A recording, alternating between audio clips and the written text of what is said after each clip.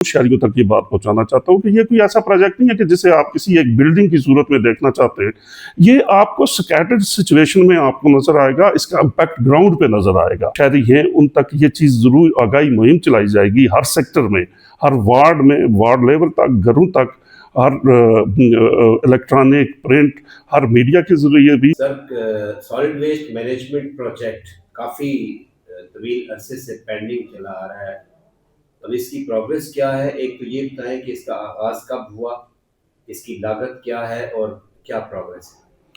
जी, बहुत शुक्रिया। कश्मीर डिजिटल ने ये जो प्रोजेक्ट के हवाले से आप इंफॉर्मेशन लेना चाहते हैं ताकि शहरी भी इससे आगाह रहें। ये प्रोजेक्ट 2016-17 में एनवायरमेंटल मिटिगेशन के तौर पे जो है नीलम झेलम हाइड्रो पावर प्रोजेक्ट के हवाले से जो है वो एनवायरमेंटल मिटिगेशन के लिए म्यूनसिपल कॉर्पोरेशन मुजफ्फराबाद को जो है वो 26 करोड़ और कुछ लागत से ये मंजूर हुआ था। और उस वक्त ये कुछ वजूहत की बिना पे ये पेंडिंग हो गया था, क्योंकि इसकी बिडिंग्स जो थी, जो इसके अंदर जो कंपोनेंट्स थे इसके सेग्रीगेशंस के, तो सेग्रीगेशन प्लांट के वाला से यहाँ पे कोई इनको फाइनल बिडिंग मौसूल नहीं हो सकी थी, जिसकी वजह से ये डिले होता रहा। और फिर उसके बाद जो थी ये कोरोना वायरस और दीगर कुछ और वजूहत की बिना पे इसकी कास्ट एस्केलेट हो गई थी। जब ये दोबारा इस प्रोजेक्ट को रिवाइज किया गया तो इसकी जो एक्स्ट्रा जो लागत आ रही थी वो तकरीबन 36-37 करोड़ रुपए उसकी लागत बन रही थी। तो गवर्नमेंट ऑफ आज़ाद कश्मीर ने, मौजूदा हुकूमत ने, ये जो अजाफी इस पे जो अखराजात मुतवक्को थे उनकी मंजूरी देते हुए ये 9 दिसंबर 2024 को इसकी इंतज़ामी मंजूरी दी गई। अब ये गुज़श्ता साल, अभी 10 माह हुए इसकी इंतज़ामी मंजूरी को हुए, तो इसमें जो हमारे लिए जो कदगन थी, जो इसकी जो स्टीयरिंग कमेटीज़ थी, उनकी जानिब से जो अदायात थी वो हमें तमाम तर प्रोक्योरमेंट इसकी जो थी, इसका जो मेजर कंपोनेंट्स था वो इसकी मशीनरी, जिसमें इसके इक्विपमेंट्स हैं, जो सॉलिड वेस्ट के हवाले से कंपैक्टर्स हैं, वॉशर्स हैं, या इसके गार्बेज बिन्स हैं, जो स्किप्स हैं, या दीगर टूल्स वगैरह थे, उनकी जो प्रोक्योरमेंट थी वो थ्रू पेपरा रूल्स करनी थी। तो पेपरा के हदायत के मुताबिक जितना भी था वो उसके लिए एक टाइम पीरियड चाहिए होता है, जिसके लिए हमने ये तमाम प्रोक्योरमेंट जो इसकी तकरीबन 30 करोड़ से ज़ायद की जो लागत की जो थी वो खाली मशीनरी इसकी एक्वायर करनी थी।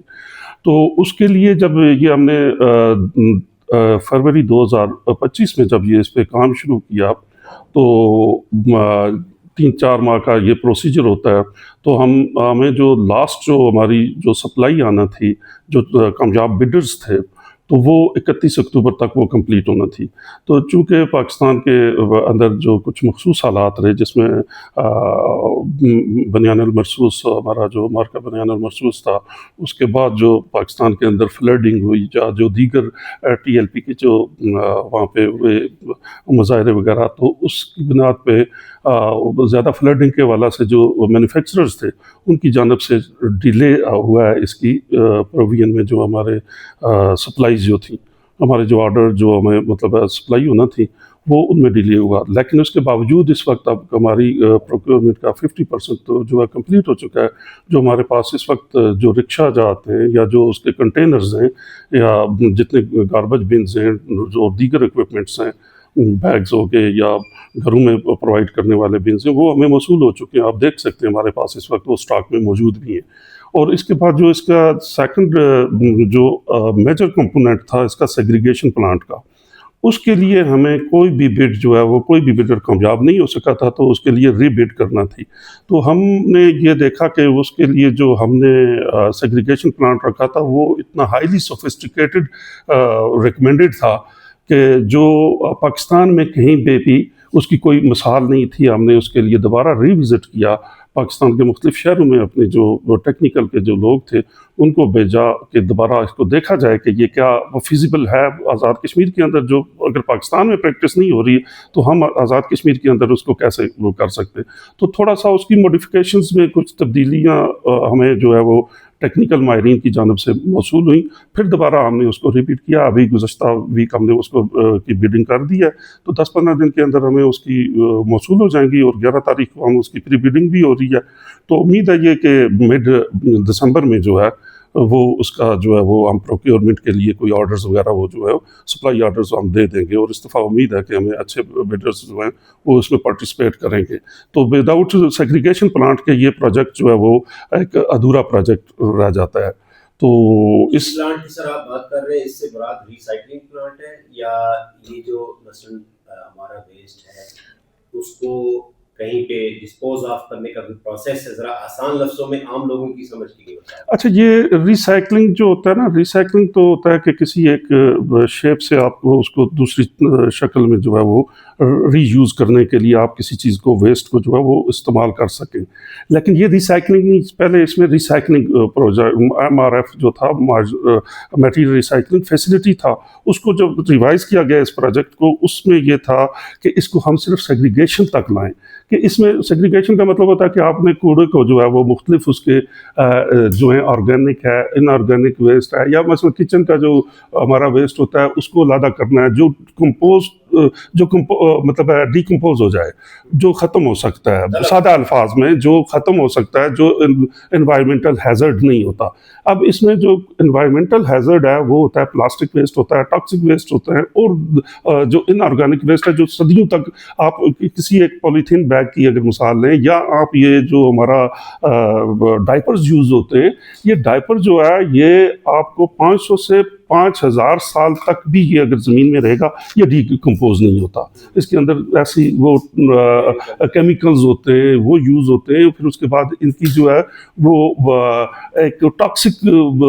इसकी गैसेस ये प्रोड्यूस होती हैं इससे। तो वो उसके लिए ये किया गया है कि ये प्लास्टिक वेस्ट जो है ये, और लोहा हो गया, गत्ता हो गया, ये सेग्रीगेट करके सोर्स से, एट सोर्स पहले मरहले से जो उसके कलेक्शन का पॉइंट होता है, फिर ट्रांसपोर्टेशन के बाद जो दूसरा जब हमारी डंपिंग होती है वहाँ से हो जाए, और उसके बाद जब हमारा ये सेग्रीगेशन प्लांट अगर लगता है तो वहाँ पे ये चीज़ें जो कारामद चीज़ें, गत्ता है, प्लास्टिक है, बॉटल्स हैं, कांच वगैरह, तो ये इसको अलग करके ये रिसाइकलिंग के लिए फर्दर जो है इसको हम फरोख्त करेंगे ताकि ये रिसाइकल हो जाए। और रिसाइकलिंग के लिए ये होता है कि उसकी मुख्तलिफ शेप में आती हैं, कुछ लोग इसकी बनाते हैं, चेयर्स बनाते हैं, कुछ फर्दर इसकी बहुत सारी इस्तेमाल में दोबारा लाया जा सकता है। सर, इस प्रोजेक्ट के शुरू होने से मुजफ्फराबाद में स्पेशली सफाई की जो सूरत हाल है काफ़ी बेहतर हो जाएगी। जी, इंशाल्लाह। आप देखेंगे इस वक्त हमारे पास तो जो 2008-9 में जो मशीनरी आई थी, ये वही मशीनरी है, और जो इस वक्त काबिले जो रफ्तार है उसमें भी वो उसका 60% काबिले रफ्तार है। तो उससे अगर हम इस शहर को, जिसकी आबादी भी उसके बाद आपने देखा है कि मुख्तलिफ मराइल पे आबादी में भी इजाफा हो चुका है मुजफ्फराबाद शहर की, इसके बावजूद अगर म्यूनसिपल कॉरपोरेशन मुजफ्फराबाद जो पूरे आज़ाद कश्मीर में इस वक्त कलेक्शन और ट्रांसपोर्टेशन के हवाले से मुजफ्फराबाद में, आज़ाद कश्मीर में इसका जो है सबसे अच्छी एफिशिएंसी रेट जो है वो सबसे अच्छा है। अगर आप ये अंदाज़ा कर लें कि हम अगर पुरानी मशीनरी पे ये इसको कर रहे हैं, तो जिस वक्त हम हर वार्ड में रिक्शे और मिनी डंपर्स और कलेक्शन का मैकेनिज़्म ठीक कर लेंगे, और इसके बाद ट्रांसपोर्टेशन का ठीक कर लेंगे, और जो इस वक्त हमारा सबसे बड़ा मसला है, जो हम टाली मंडी पे इसको सारे डंपिंग कर रहे हैं, वो ये एक बहुत बड़ा एनवायरमेंटल हैज़र्ड है। हम उससे किसी तरह से जल्द से जल्द छुटकारा हासिल करना चाहते हैं, और जिस वक्त ये मशीनरी हमें मिल जाएगी तो मैं ये समझता हूँ कि हमारी एफिशिएंसी 80 to 90% जो है वो कलेक्शन पे चली जाएगी। और डिस्पोजल के लिए ये होगा कि हम इसका जो कलेक्टेड वेस्ट है वो सेग्रीगेट होने के बाद इससे हम कुछ प्रॉफिट भी कॉरपोरेशन जो है वो अपने लिए भी कर सकेगी, और जो इसका मिनिमाइज करते हुए आफ्टर कंपैक्शन, इसमें कंपैक्टर्स हैं, वाशर हैं, बहुत अच्छी फैसिलिटीज़। ये कोई ऐसा प्रोजेक्ट नहीं है, मैं आपकी वसातत से ये ज़रूर शहरियों तक ये बात पहुँचाना चाहता हूँ कि ये कोई ऐसा प्रोजेक्ट नहीं है कि जिसे आप किसी एक बिल्डिंग की सूरत में देखना चाहते हैं। ये आपको स्कैटर्ड सिचुएशन में आपको नज़र आएगा, इसका इम्पैक्ट ग्राउंड पे नज़र आएगा। और इस वक्त हमने दिन रात कोशिश करके, आप ये इससे अंदाज़ा कर लें कि अभी हमारे पास स्टोरेज की कैपेसिटी नहीं है। कोई चीज़ें हमने वहाँ धनी जो है पेट्रोल CNG पंप जो था वहाँ पे हमने लैंड जो है वो इस वक्त किराया पे लेके वहाँ पे स्टोरेज की हुई है। कुछ DDMA के जो वेयर हाउसेज हैं वहाँ पे हमने स्टोरेज की हुई है। आप हमारा ये म्यूनसिपल कम्युनिटी हॉल देख सकते हैं, इसके अंदर इस वक्त वो पूरा भर चुका है हमारा। वहाँ पे रक्शे हैं और चीज़ें हैं, तमाम इक्विपमेंट्स हमारे जो मौसूल हो चुके हैं। तो इंशाल्लाह ये इसको ग्राउंड पे जिस तरह से हमारे जो लोग हैं जी के ये कब लगेगा, तो ये विद इन 2-3-4 डेज ये वर्किंग में आ जाएगा। अब जब हमारी जो मशीनरी जिसके लिए जो उन्होंने टाइम दोबारा उन्होंने रिक्वेस्ट किया है टाइमलाइन के लिए, जो हमारे सप्लायर्स हैं, तो अब हमने सख्ती से कहा है कि हमें जो जो है वो 15 दिसंबर तक बाहर सूरत, और ये अल्टीमेटली ये लास्ट टाइम हमारी कौंसिल का इजलास भी हुआ जिसमें जनाब मेयर सिकंदर निसार गिलानी साहब, डिप्टी मेयर और तमाम कौंसलर साहिबान ने इस पे ये उनको ब्रीफ किया गया है कि ये कितना अरसा इस पे मजीद लग सकता है और ये कितना टाइम लाइन्स हमें फर्दर चाहिए। हमें कुछ इसमें थोड़ा सा इसको एक्सटेंशन के लिए भी हुकूमत से रिक्वेस्ट करना पड़ेगी, क्योंकि कुछ थोड़ा सा टाइम हमें मजीद दिया जाएगा, क्योंकि इसके लिए अवेयरनेस कैंपेन है through media, through NGOs, through schools, और ताकि हमारी जो शहरी हैं उन तक ये चीज़ ज़रूर आगाही मुहिम चलाई जाएगी, हर सेक्टर में, हर वार्ड में, वार्ड लेवल तक, घरों तक, हर